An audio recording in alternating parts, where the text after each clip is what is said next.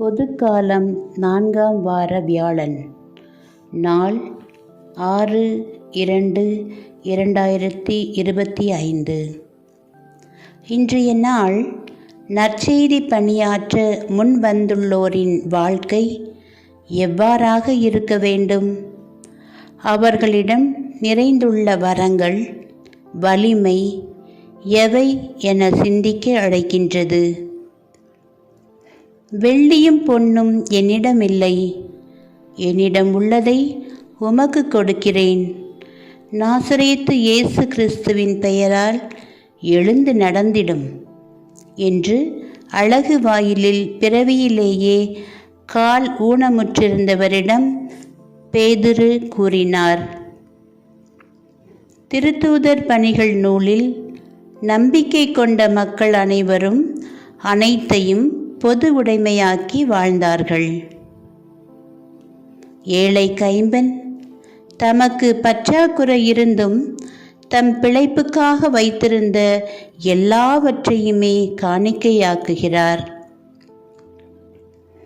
நம் அன்னை மரியாள், இதோ உமது அடிமை, உம் சொற்படியே எனக்கு நிகழட்டும் என்று தன்னையே முழுமையாய் அர்ப்பணித்து முதல் சீடத்தியானாள். நமது சபையின் 2ஆம் பாதுகாவலர் அனைத்து செல்வங்களையும் விட்டெறிந்து ஏழ்மையின் காதலனாய் வாழ்ந்தார்.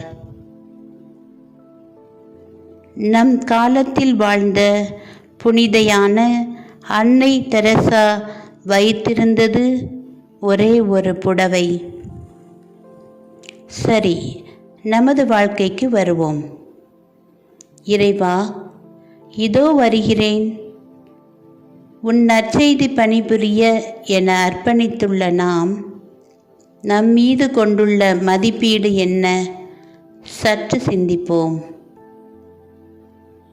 எழுந்து நம் அலமாரிகளை திறந்து அமைதியாய் பார்ப்போம்.